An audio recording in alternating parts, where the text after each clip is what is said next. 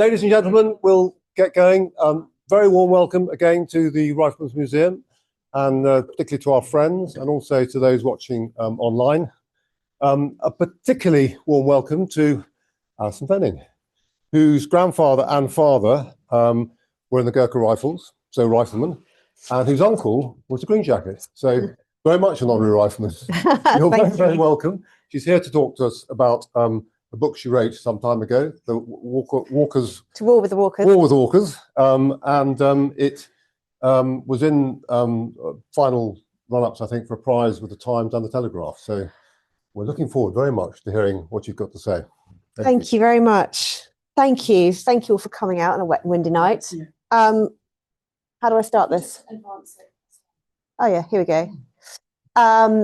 So yes, this is the book, and I will attempt to give you a gallop through it with some help with some illustrations, including some new documents that have only just surfaced from one of my relations' basements, which I could really have done with while I was writing the book. But anyway, they hopefully add a bit to this evening. So the Times described my book, I think, as a microcosm of the war through one family's experiences. And that really does sum it up quite well, because it's a story of these six people, six siblings, who were all aged 20 to 30 when the war began in 1939. And they all had really diverse and remarkable experiences and came through them mainly. They sort of go from the home front to the battlefront, from London to Burma, from Italy to India. So kind of through these six people, you get little flashes and insights into what it was like for an ordinary family living through those six really seismic, convulsive years. So how did the book come about? Well, as with many things, I have to thank my mother, who said, you should really go and talk to Aunt Ruth, who's the youngest of the six, about her time in the war, because she was a nurse. And so I started talking to Ruth, who was then in her late 80s. And she started talking about, her own experiences as a nurse at St Thomas's Hospital, and then the sort of romance that began at the beginning, just before the war. And then she would mention things about her brothers, saying, oh, and of course at that time Walter was in Burma, or at that time Peter was in Malaya. And I realised that it had to be more than just one person's story. It was the whole, extraordinariness of it was the six of them and how their lives sort of intertwined and veered off and came back together. So who were the Walkers? Well, this was my grandfather, Walter, in the middle, and we have a fair smattering of his descendants here tonight. So thank you, family Walker, for coming. My great-grandparents, their parents. So we have Edward, Beatrice, Walter, Peter, Harold, and Ruth. And my great-grandparents, Arthur and Dorothea, lived in Assam in northeast India. And Arthur was a tea planter, and he had fought in the Boer War, but his main occupation was as a tea planter.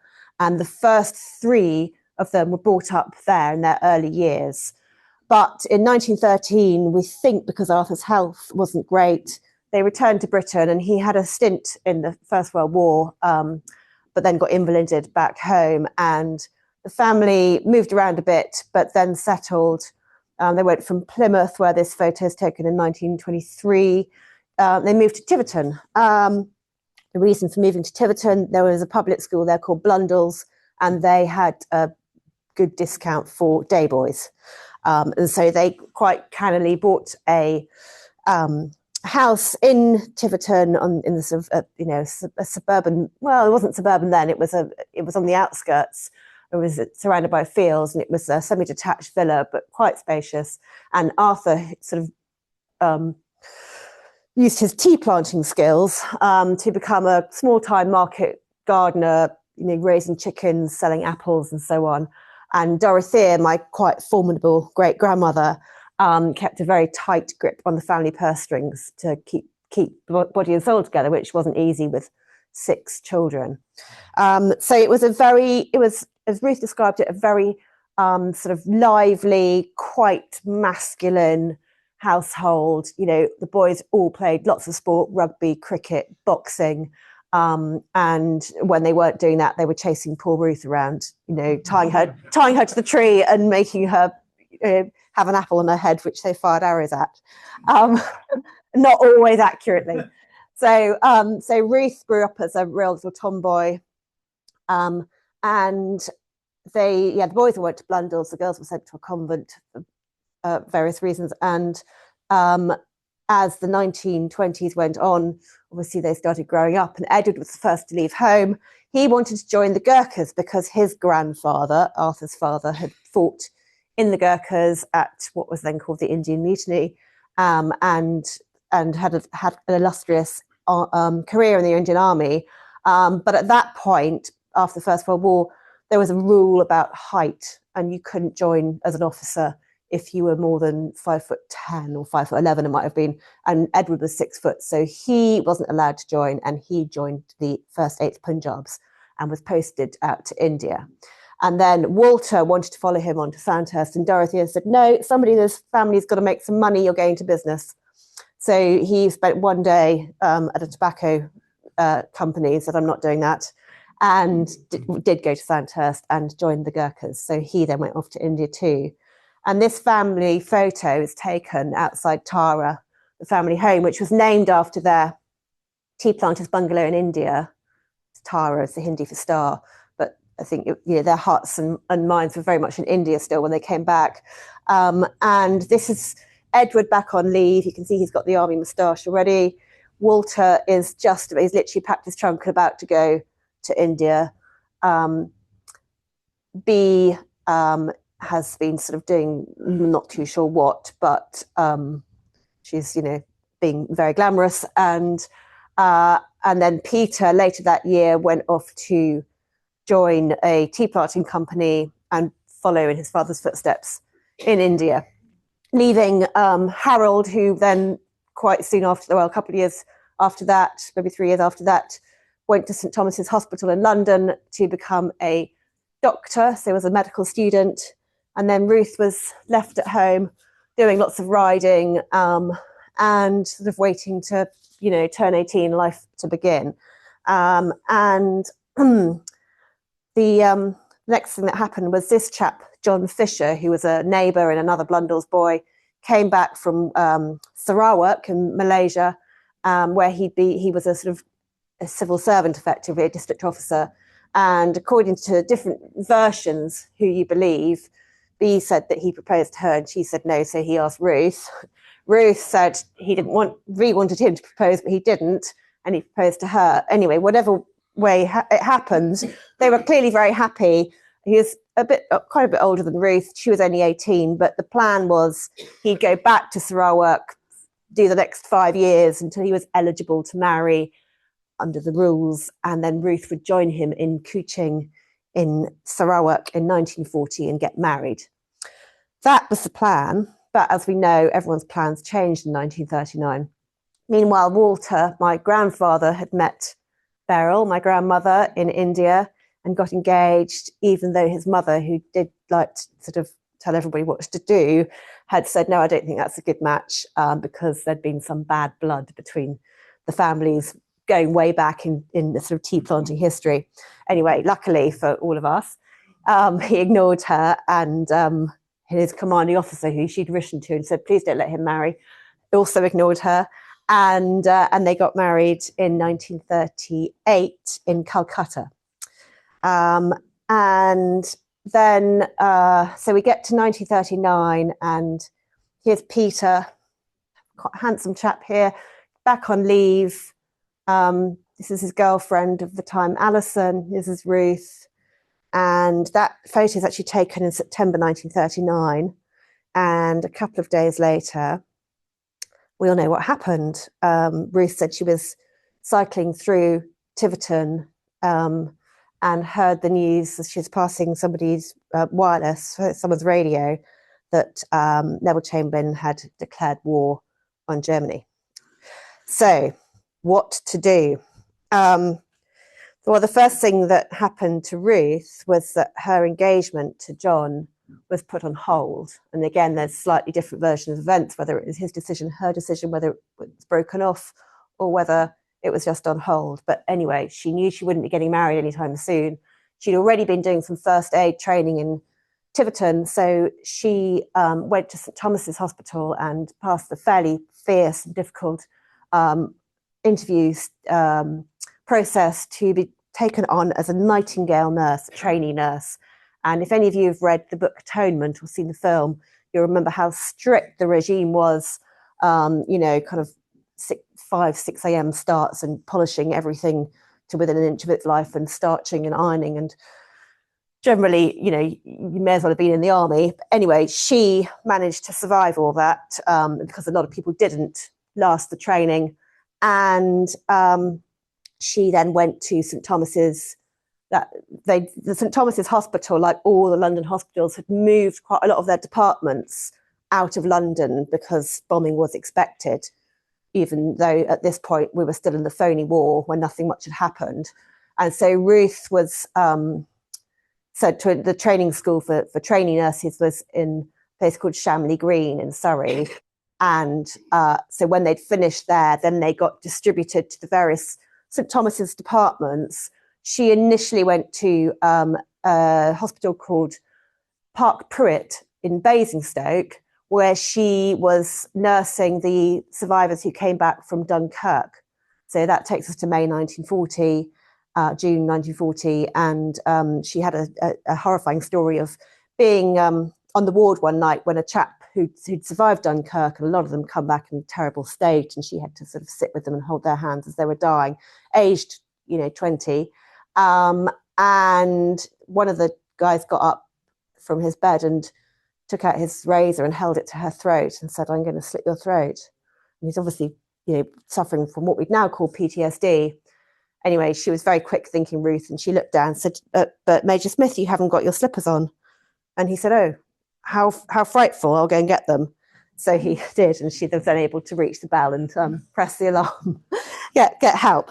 So so that was Ruth, practical and quick thinking, which was good news, because the next thing that happened to Ruth was she was back at St Thomas's Hospital in September 1940 when the Blitz began.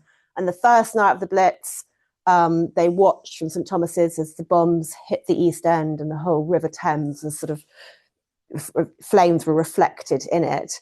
And then the next night they said, "Right, nurses, you'd better get out of your bedrooms," because they were right opposite the House of Parliament, "and go down to the basement." And so Ruth packed a suitcase and went down to the basement with a lot of her friends. And a few nurses said, "Oh, I don't want to go down there. I'm going to stay in my room and take my chances."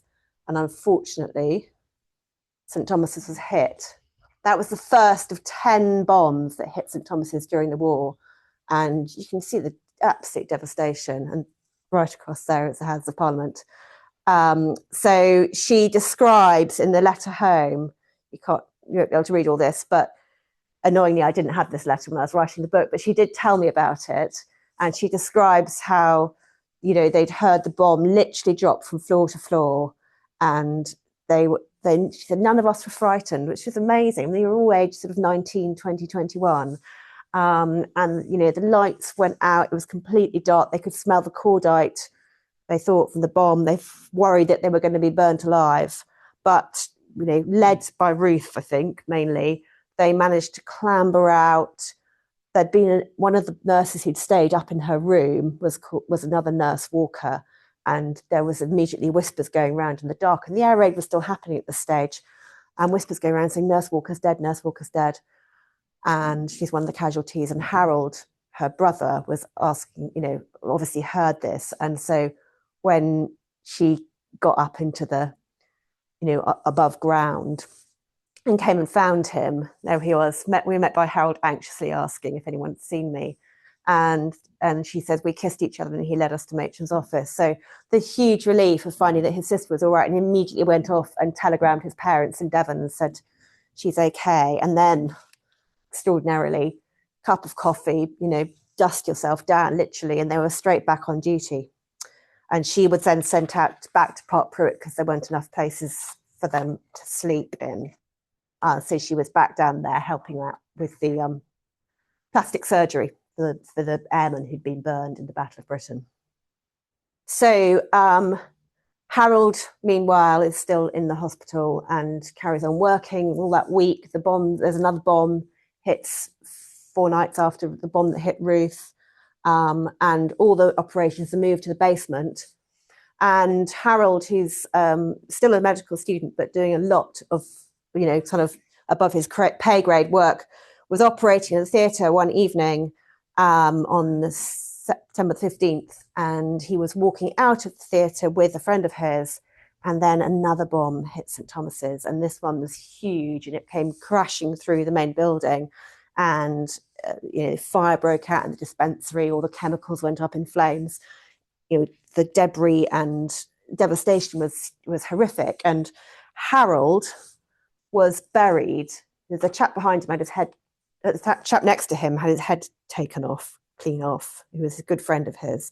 But Harold was, that was Ruth's letter, there we are. I'm happy and wasn't frightened at all. And then Harold was amazingly dug out of the rubble by his friends and fellow medical students who had to literally sort of tunnel under while the air raid was still going on, while things were still crashing down. And they found this, what they thought was a body, and it was Harold. And then somebody found there was actually a pulse. And so there was extraordinary description. The guys who did this ended up getting a George Cross or George Medal, I think, because while the raid was still going on, they tunneled through the rubble, and these were just medics. They weren't trained for this. The firemen were outside, with their hoses, and one of them managed to get some morphine into him, and then they sort of got him, had to drag him out without trying not to break anything more. And they got him out, and they got him to a hospital in Woking, which was again another St Thomas's department. They'd moved the neurology department out to Woking, and the neurologist, according to Ruth, said if he wakes up from this coma, he'll probably be very brain damaged. But when he woke up after 9 hours of unconsciousness, he did have a badly fractured skull, and he had lots of cuts and bruises. But he was all right. He made a full recovery. So here he says, my injuries, a cut on the back of my scalp, 5 stitches, fractured skull, caused concussion, headaches, vomiting, and grown a lovely ginger beard and moustache because obviously he couldn't shave. And then you forget about all the sort of the prosaic, mundane side of things. So, with Ruth, her room the room where she'd been sleeping had been literally cut in half. So all her clothes, or most of her clothes, were completely demolished, in shreds. And so she had to, write home and say, could you send me £1 so I can buy some, face cream and winter clothes? And all my winter vests were in the trunk, and the trunk's been trashed by the bomb. So and again, Harold is saying, please, can you send me some money, because he's got no clothes, and so on and so on. But Ruth was able to visit him fairly regularly, and obviously friends of hers, Dilys and Leslie, who were fellow nurses, came and visited him, and that improved his morale no end. And he was soon back. He went down to Tiverton and was nursed by Mum, by Dorothea, and then he returned to continue his training. He'd originally planned to be a surgeon in the Navy, but because his injuries were so extensive, that was not going to happen. So he actually ended up doing very well as a gynecologist and obstetrician, and spent the rest of the war delivering babies, often in air raids or V2 raids. Meanwhile, while all this is going on on the home front, the irony is that the 2 professional soldiers, Edward and Walter, are far, far from the war. Oh, sorry, I've gone too far. Are far from the war, and sort of writing home, going, "What's happening? Wish we could do something." Walter was fighting on the northwest frontier with, what was sort of the ancestors of the Taliban, And Edward was moving around from India to Hong Kong to Malaya. I forgot to mention that B went out to Hong Kong in 1934 to see Edward and got engaged and broke it off. And got engaged and broke it off, and then got engaged a third time and broke it off. So she was back, and she moved to London and was working as a fashion model during the war, the first part of the war anyway. Meanwhile, Peter had also joined the army. He joined Edward's regiment, the 1st 8th Punjabs, and hoped that he would be serving alongside him.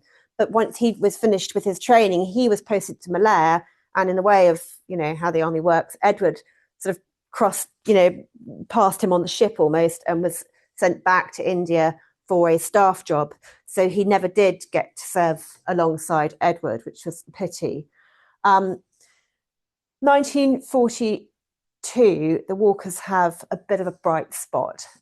B, the much engaged B, meets Gaddis, who is an American from the sort of New England, who had actually flown as a pilot in what became the RAF in the First World War, and then returned, as he said, to finish the job well before America actually officially joined the war. So he came over in 1940, and they said, "I'm sorry, you're too old to fly now." He was sort of 40, but you can work in the Air Ministry. And he was a very bright, talented chap with good connections, and I think he did lots of work on supply. We're not entirely sure where he met B. Possibly she was working at the Air Ministry, but anyway, they fell in love, and they had this wonderful wartime wedding, which is very different to the usual war bride picture. And we think that's probably because she was modelling for Norman Hartnell, so got a nice wedding dress, not a kind of utility one at all.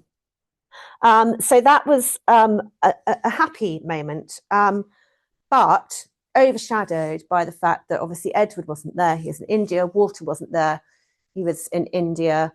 And Edward and Peter, nobody knew where he was, because in the meantime, Peter had been in the front line in Malaya when the Japanese invaded down into Malaya at the same time as they invaded Hong Kong, Pearl Harbor, and so on. And he fought with the Punjab regiment all the way down for some incredibly brutal battles. And as we now know, they were sort of out-marched and out-fought by the Japanese. They didn't have great resources. They were somewhat sort of forgotten by the greater war effort back home. And he stayed on his feet and survived some really, truly horrific battles with awful atrocities, and ended up in Singapore. There he is. So that's Peter before he joined the army in Assam. And that's the Singapore, the surrender in February 1942. And Peter was one of those who went in the bag, who was taken prisoner of war and ended up in Changi, and then eventually was sent to what became known as the Death Railway, where the conditions were so brutal, the prisoners of war were made to build this railway from Thailand to Burma, and were brutalized, beaten, starved. They had terrible diseases, and the death rate in some camps was 75%. Overall, it was more like 25%, but still, compared with the death rate in camps such as Colditz, run by Germans, which is around 3%, you can imagine, how horrific the conditions were. So nobody knew where Peter was, and that remained the case for some time. They got a postcard saying he was in enemy hands just after B's wedding, but after that, they didn't hear anything for 2 years. So just skipping back a second to Walter, there he is on the northwest frontier, writing letters home saying, "I'm really just want to, get on and fight in the main theatre of war." And he very soon got his wish, because he was on the staff of General Slim during the retreat from Burma.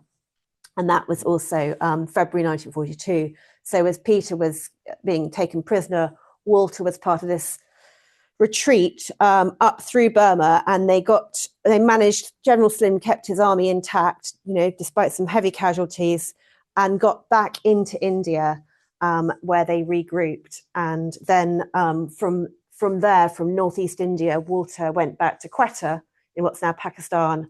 And it was there in November 1942 that his wife Beryl gave birth to twins, one of whom is here at the back. Yes, one other bright spot in the war for the Walker family. Edward's also desperate to get into the fighting, and he was doing various staff jobs in Delhi. But yes, here we are. That's the postcard that they got in 1944 from Peter, which says, "I'm interned in Thailand. My health is excellent." Well, that wasn't at all true. He was in and out of hospital. I'm working for pay. That wasn't really true either. And yeah, that was kind of all they got. They got 2 postcards in 2 years. Meanwhile, Edward had got married back in 1934. He had a son, and then towards the end of the war, another son. But he kept writing to people saying, I want to be out of this staff job in Delhi. I want to go and join the fighting. And in 1944, he got his wish, and he became CO, Lieutenant Colonel of the 1st Jaipur Infantry, which was a war-raised battalion with the help of the Maharaja of Jaipur. And he went out to Italy to take command, and he was fighting on the Gothic line for, the best part of a year. And I read through the war diaries, and it was, they saw some very, very intense fighting. And there's pictures of these poor Jaipuris used to the desert in these snowy mountains in Italy with not the right kit on at all. But he did really well. He really sort of, was a natural commander of men. And at the end of the fighting in April 1945, when the Germans and Italy surrendered, he was awarded a DSO, Distinguished Service Order. And I went through the war diary at Kew at the National Archives, and he did speak a bit about the war, but I never met him. He died before I was born. But there were little bits in the war diary, which, as any of you who's seen a war diary knows, is just, real just notes.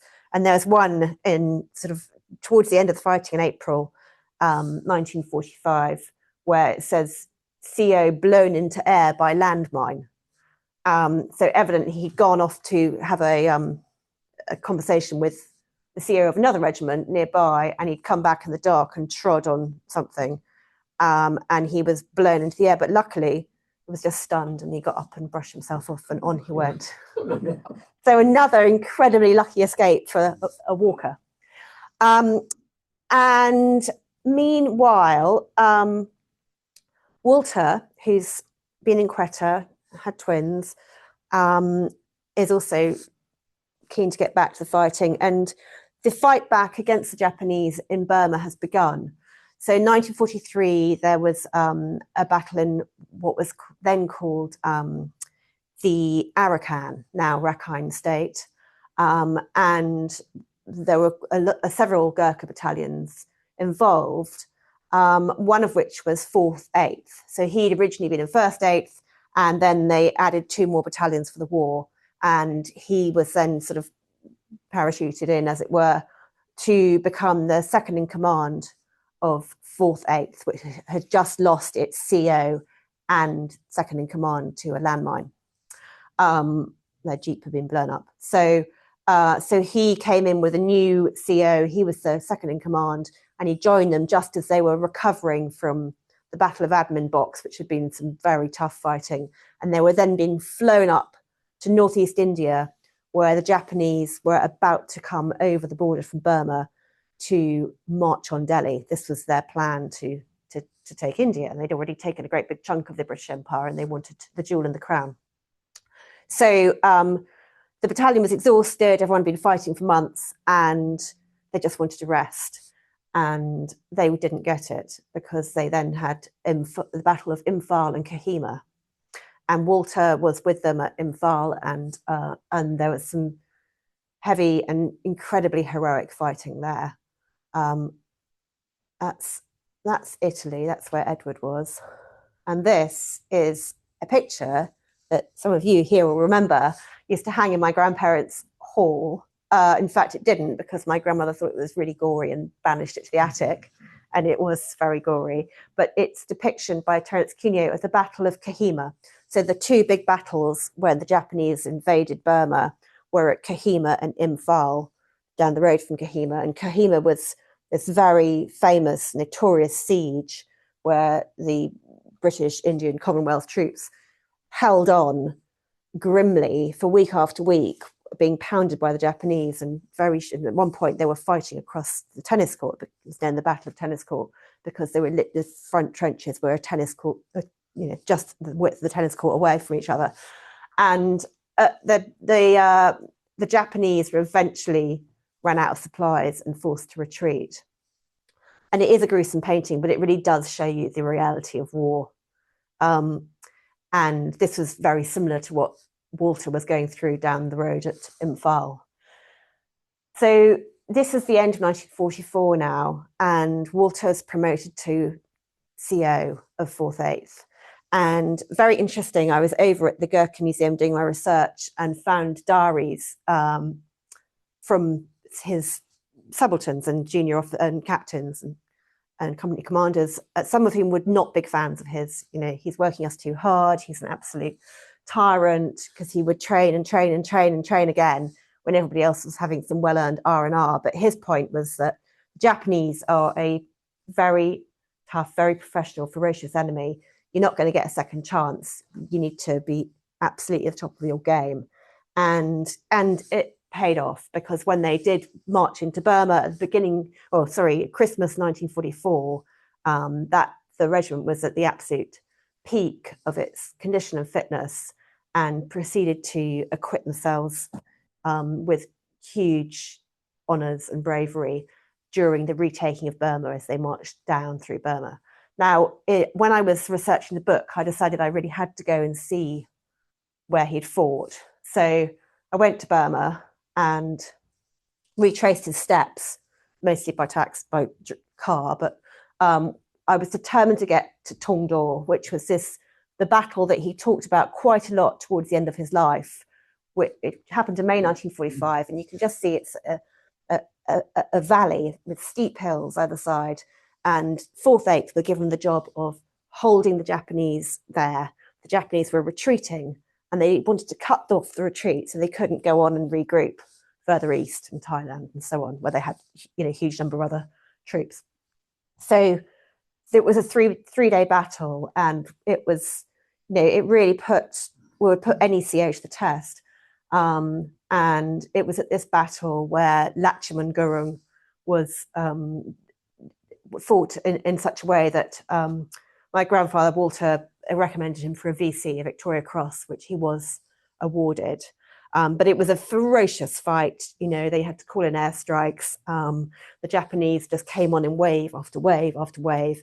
And writing home after the event, he writes here about how often he was nearly killed, and his wife, Beryl, kept being given messages of sympathy saying, "I'm sorry to hear he's been killed."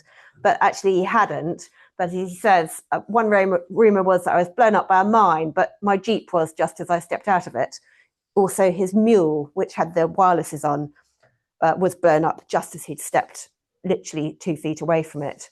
And then his command post had a direct hit from a shell. It did, but I was none the worse. And my advanced headquarters was overrun. Yes, it nearly was, but the dead lay 20 yards from the trench. So it was a battle that was well fought, but he lost a lot of friends in that battle. And when we went there, it was the most beautiful place. They were absolutely astonished to see us. They said, "We haven't seen any white people here since 1945. And we'd had quite a battle to get there because the car wouldn't go down those hills, and we had to hitch a ride on a motorbike. And anyway, it was well worth it, because it was extraordinary to be standing there where he'd fought, and at the battle, which meant a huge amount to him right up to the end of his life. So this is May 1940. This is May 1945. As we know, VE Day happened in May 1945. They heard about it just before Tongdo and sort of heard about it on the radio and went, okay, fine, great, let's crack on. Because there was 3 more months of fighting to be done still. Come August 1945, B is alive and well. Ruth is in Cairo. Harold is in London delivering babies. Walter's in Burma.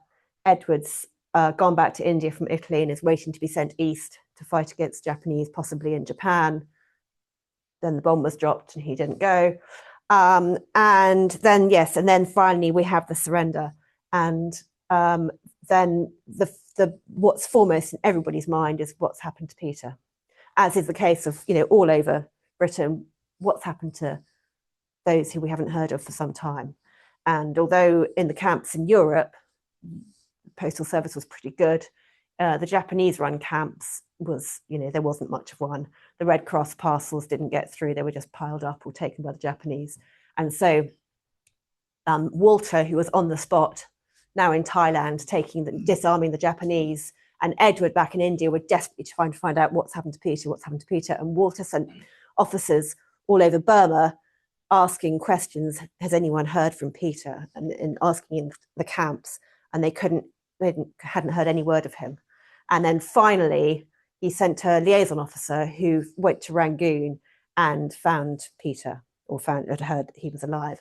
And so Arthur and Dorothea, my great-grandparents, who have by then moved from Tiverton to Surrey, get the postcard that they had been waiting for all this time. Officially reported, Lieutenant P.C. Walker recovered by Allied forces, no details.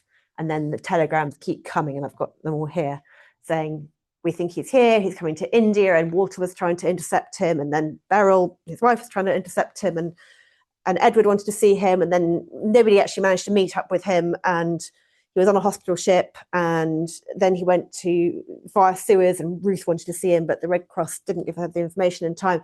Anyway, he finally got back to England and back to London, where Dorothea and Arthur met him. This is the telegram that Arthur, Pops, as he was called, sent. Thank God, hearts overjoyed, topping news, royal welcome awaiting, much love from the Tara clan. And then this summary of what had happened to them all in the meantime. Be a widow. Gaddis lost in commando. Wally, that's Walter, meeting Dust. I have no idea what that means. Edward, Italy, Ruth, Cairo, family well, send united love. So this was the one bit of bad news, the one bit of luck the Walkers didn't manage to dodge, which was that Gaddis, who'd been working in a very safe desk job in the air ministry, was sent on a plane with VIPs to Canada at the end of the war, and some sort of ceremony to thank the Canadians for helping with the training, and the plane disappeared. And nobody knew what happened to it. There was some debris washed up at some point, but nobody knew why. And it was the plane that Churchill himself had flown on, his pilot. So it was a big mystery. But there he is, Squadron Leader E.G. Plum. So B ended the war as a widow. And there he is, Peter coming back. And this is the ship.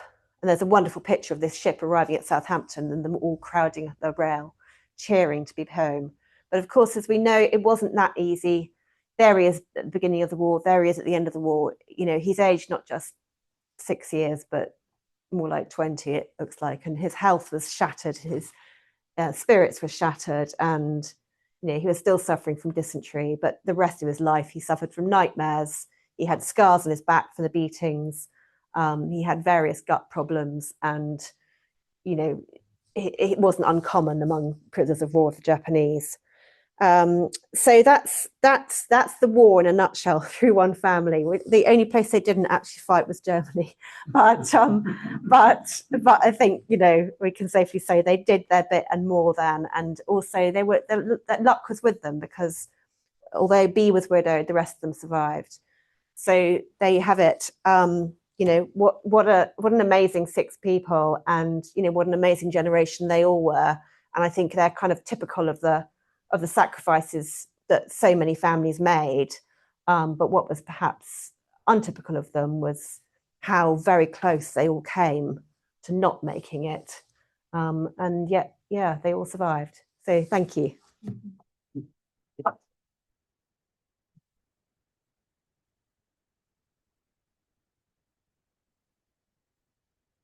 Thank you. Thank you. There's time for the question. We need to use that though, don't we?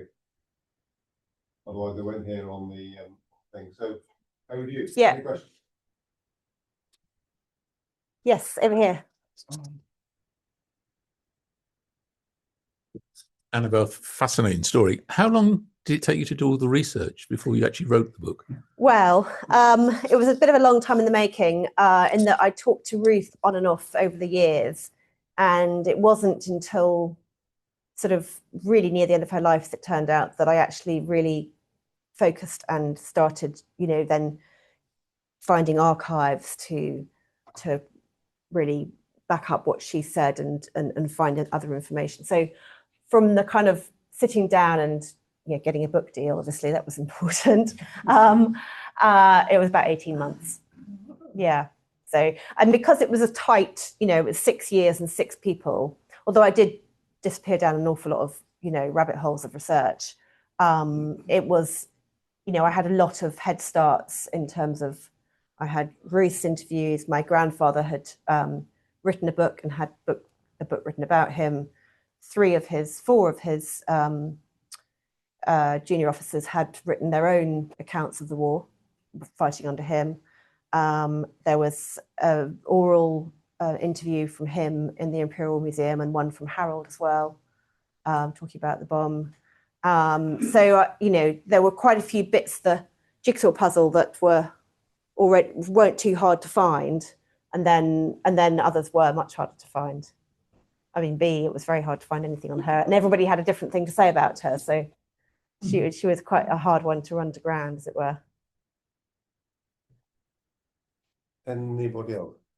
Yeah. How did your Yeah. do you know how your great grandparents reacted to all these problems? Yes. They just get on with it? Yeah, I think, you know, they were obviously very resilient people, but they must have been to hell and back, you know, living from one telegram to the next. You know, Ruth nearly died, and then 5 days later, Harold nearly died. And there's this amazing scrapbook that I was mentioning that I didn't have all the bits of jigsaw puzzle, and then this is the book that's got everything in it, and it's incredible, the letters going back and forth, which has then been typed up. So, you know, I think they really kept in touch with each other as far as they could in the war, and I think that helped. And I think, you know, it's a cliche, but they were all in it together. They especially notice at the end of the war, you get these letters from somebody saying, "Oh, my son's come back from prisoner of war camp in Thailand. He saw your son, he was alive, but Mr. and Mrs. So-and-so are still waiting for news of their boy." And so I think that, you know, being surrounded by people who were going through something similar, you know, not like today, if your sons or daughters in Afghanistan, you know, it's such you know, so few people can empathize, whereas the whole country was in it. Also, I think they kept very busy. I mean, Dorothea, my great grandmother, when they moved to Surrey, she worked in a munitions factory or airplane parts factory, and I think that probably helped as well. But yeah, it must have been torture, you know, with 6 of them, and even the ones you thought were going to be all right, or might be all right on the home front, getting the worst of it, at least to start with. So yeah, I think they're obviously made of tough stuff.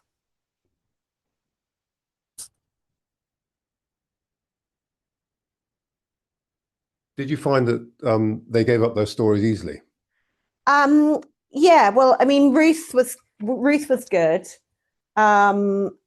She wasn't, her memory wasn't, it was pretty good, but she remembered certain things much more than others. And it wasn't until I started digging around more and I'd say, oh, I've got hold of her nursing record, which was kept at the Royal Nursing College or something. And that was great because I could say she couldn't remember which dates, months, years she was hit in that hospital, and she was moved around so much.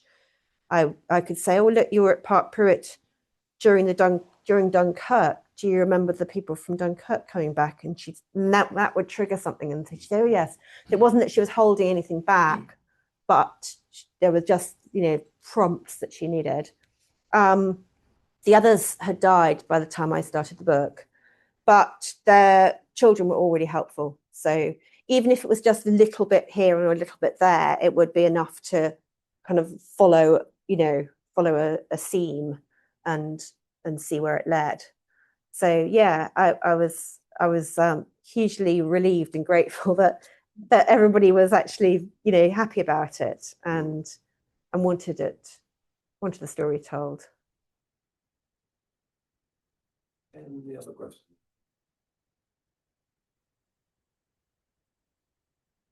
How easy was it to get a book deal? Oh, well, I mean, not like that easy. I'd done one book am a journalist, which helps. But the main help was knowing other authors, and I knew a literary agent and took the idea to him, and he then helped me work on a proposal, which essentially is writing about 10% of the book. Summarizing what you're going to do and giving a flavor of it, which is not easy to do when you haven't got very far with the research. It's kind of chicken and egg thing. But he then took it down sent it to a dozen publishers, and half a dozen of them came back with offers. So that was good. And not only in terms of it made it financially viable, but that people believed in it and thought that it was a good story, because when it's your own family, you think, well, is it just going to be me who's interested in it, to my family? But actually, I think because it was this sort of prism through which to see the war, I think that was what appealed. I might just say that there are some books there. If anybody would like a book, I'm happy to sign. Any other? Hold on. Yeah, one there.